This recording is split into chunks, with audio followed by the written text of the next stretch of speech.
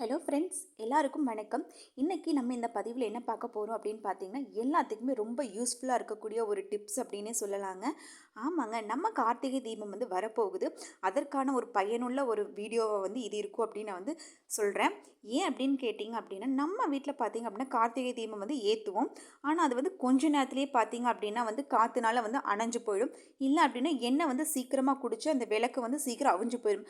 So அந்த மாதிரி பிரச்சனையெல்லாம் வராமல் இருக்கிறதுக்காக பார்த்தீங்க அப்படின்னா இந்த ஒரு டிப்ஸ் இதை நீங்கள் ஃபாலோ பண்ணீங்க அப்படின்னா உங்கள் வீட்டில் எரியக்கூடிய தீபம் பார்த்தீங்க அப்படின்னா பிரகாசமாக ரொம்ப நேரம் எரியும். அதே மாதிரி எண்ணெயும் பார்த்தீங்க அப்படின்னா ரொம்பவுமே கம்மியான செலவான எண்ணெய் தான் பார்த்தீங்க அப்படின்னா அந்த தீபமானது குடிக்கும்.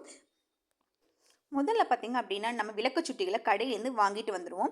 வாங்கிட்டு வந்ததுமே பார்த்தீங்க அப்படின்னா நீங்கள் என்ன பண்ணணும்னா தண்ணி எடுத்து அந்த தண்ணியில் அந்த விளக்கு சுட்டிகளை குறைஞ்சது ஒரு 2 மணி நேரம் 3 மணி நேரம் ஊறுற மாதிரி நீங்கள் நல்லா விளக்கு சுட்டிகளை ஊற வச்சுக்கோங்க. முன்புறமும் பின்புறமும் திருப்பி கொஞ்சம் நேரத்துக்கு ஒருக்கா திருப்பி போட்டு நல்லா ஊற வச்சுக்கோங்க.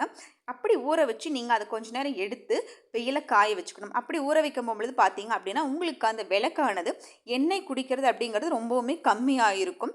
இது ஒரு ப்ராசஸ். இதுக்கப்புறம் பார்த்தீங்க அப்படின்னா என்ன பண்ணணும், அந்த விளக்கு சுட்டி நல்லா காஞ்சதுக்கப்புறம் ஒரு நல்ல ஒரு ட்ரையான ஒரு கிளாத் வச்சு அந்த விளக்கு சுட்டிகளோட உள்பக்கம் எல்லாமே தொடச்சி எடுத்துக்கோங்க. அதுக்கப்புறம் பார்த்தீங்க அப்படின்னா நம்ம வீட்டில் பஞ்சு இருந்துச்சு அப்படின்னா திரியை நல்லா மொந்தமாக திரித்து பஞ்சு திரி போட்டுக்கலாம்.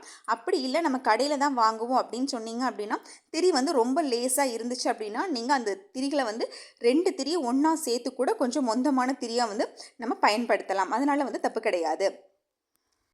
அடுத்து நம்ம பண்ண வேண்டியது என்ன அப்படின்னு பார்த்தீங்கன்னா, ஏற்கனவே நம்ம நல்லா ஊற வச்சு காய வச்சு தொடச்சி எடுத்து வச்சு அந்த விளக்குகள் அகல் சுட்டிகள் இருக்கும் இல்லைங்களா, அந்த அகல் சுட்டிகளுக்குள்ளே நம்ம என்ன பண்ணணும்னா நம்ம முகத்துக்கு பூசக்கூடிய அந்த டால்கம் பவுடர் எதுவாக இருந்தாலும் சரிங்க, அதை கொஞ்சமாக எடுத்து விளக்கினுடைய உள்பகுதியில் பார்த்தீங்க அப்படின்னா ஃபுல்லாகவே எல்லா பக்கமே படுற மாதிரி அப்ளை பண்ணுங்கள்.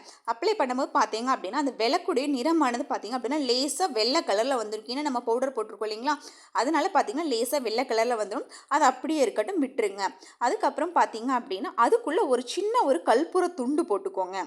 இந்த கற்பூர துண்டு போட்டுட்டு அதுக்கப்புறமா நீங்கள் எண்ணெய் ஊற்றி திரி போட்டு நீங்கள் விளக்கு பற்றி வைக்க போது நீங்கள் பார்த்தீங்கன்னா உங்களுடைய விளக்கானது ரொம்பவுமே பிரகாசமாக எரியும்.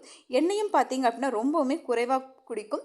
இன்னொன்று எண்ணெய் காற்றடிச்சாலும் உங்களுக்கு அந்த கற்பூரமானது அந்த விளக்கை சீக்கிரமாக அணைய விடாமல் பாதுகாத்துக்கும். இந்த ட்ரிக்ஸ் யூஸ் பண்ணி நீங்கள் தீபம் ஏற்றும் பொழுது உங்களுக்கு எண்ணெயோட செலவும் பார்த்தீங்க அப்படின்னா பாதியாக குறையும். தீபமும் ரொம்ப நேரம் எரியும். நமக்கும் நிறைவான மனமகிழ்ச்சி ஏற்படும். அடுத்து இன்னொரு பதிவில் உங்களெல்லாம் மீட் பண்ணுறேன் ஃப்ரெண்ட்ஸ். அதுக்கு முன்னாடி நம்ம சேனலை சப்ஸ்கிரைப் பண்ணல அப்படின்னா நம்ம சேனலை சப்ஸ்கிரைப் பண்ணிக்கோங்க. நம்ம சேனலை சப்ஸ்கிரைப் பண்ணி பார்த்துட்ருக்கிற எல்லா நண்பர்களுக்கும் ரொம்ப ரொம்ப ரொம்ப ரொம்ப தேங்க்ஸ் ஃப்ரெண்ட்ஸ். Bye bye.